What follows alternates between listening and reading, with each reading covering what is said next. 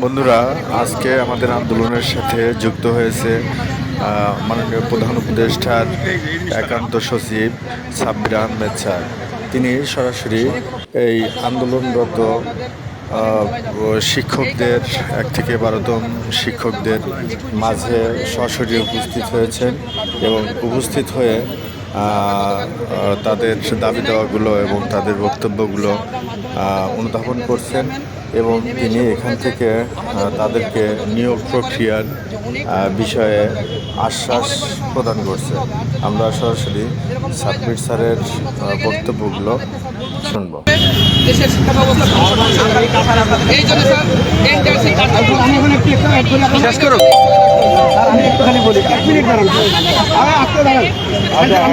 শেষ করি। ঠিক আছে, আমি আপনার অ্যাপ্লিকেশন নিয়ে যাই, আমরা কথা বলবো। স্যার আপনি যেহেতু আমরা ঘোষণা দিচ্ছি তারপরে যে কর্মচারী আসছে বন্ধের বিষয়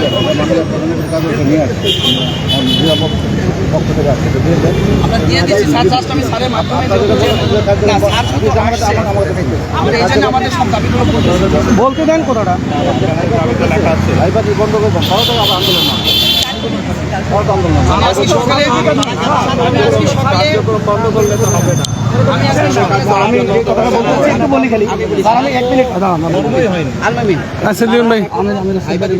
তারা আমাদের সাথে তাদেরকে আমাদের সময় মাঝে মধ্যে সমস্যা স্যার নতুন করে যাদের নিয়োগ দিবে মানে 88-83 করবে আমাদের শূন্যপদ কিন্তু ওরা দখল করবে, কারণ ওদের মার্ক একটু বেশি হবে, কারণ ওরা অনেকে ডাল সামাজ আছে। আমার এখন ওরা বুঝতে যেহেতু এইচএসসি পাস হলে শূন্যপদ বেশি সবাই নিয়োগ হবে। গতবার 40 মার্কের চাকরি দিচ্ছে, অথচ আমাদের 60-70-80 টাও নিয়োগ পাইনি। 60-70-80 হলে আপনি নিয়োগ পাবেন না, কারণ 40 এখানে একটু প্রসিডিউর আছে স্যার। এখানে প্রসিডিউর হচ্ছে মেধা লিস্ট করা হয়েছে আমাদের 12তমদের পরে, মেধা লিস্ট করা হয়েছে। সেখানে আমরা ভাইবা আমাদের সময় শুধু এমসিকিউ এবং রিটেন ছিল, ভাইবার মার্কটা ইনক্লুড ছিল না। ভাই একজনকে বলতে দেন।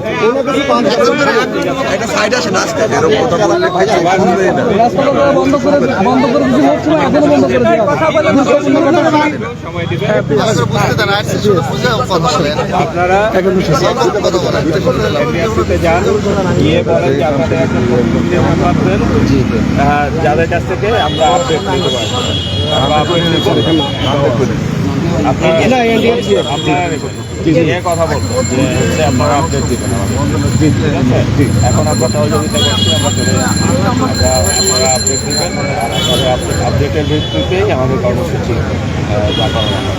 Thank you sir, thank you sir. অনেক সুন্দর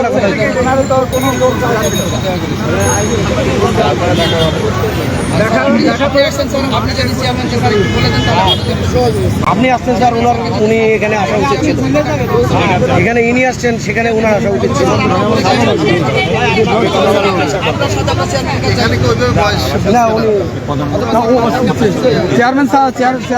প্রিয় দর্শক, উনি হলো মাননীয় প্রধান উপদেষ্টার এপিএস স্যার, একান্ত সচিব সাব্বির আহমেদ স্যার আমাদের সম্মুখে ব্রিফিং দিচ্ছে। সাব্বির আহমেদ স্যার আমাদের প্রধান উপদেষ্টার একান্ত সচিব মহোদয়। উনি একটা ভালো কথা বলেছে, আপনারা শুনেছেন কি বলেছে।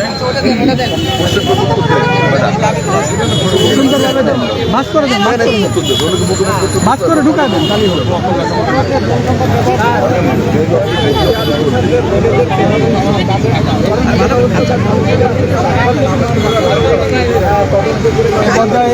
সাব্বির আহমেদ স্যার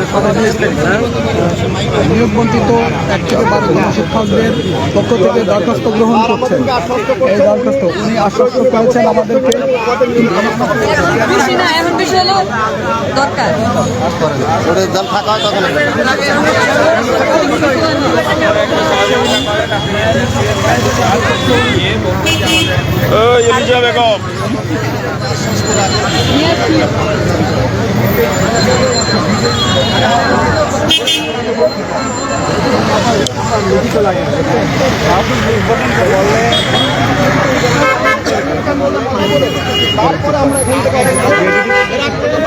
স্যার আমরা যাব না স্যার। স্যার স্যার এরকম স্যার আওয়ামী লীগের পিরিয়ডেও আমাদেরকে লাঞ্ছিত করেছে। স্যার এখন এনটিএসসি অফিসের চেয়ারম্যান সাহেবের সাথে দেখা করবে, আমাদেরকে একটা করে সকলকে নিয়ে আমরা থাকবো, আমরা স্যারের একটা ভালো একটা ফয়সালা দিবে। আমাদের কথা দিয়ে কথা রাখে নাই।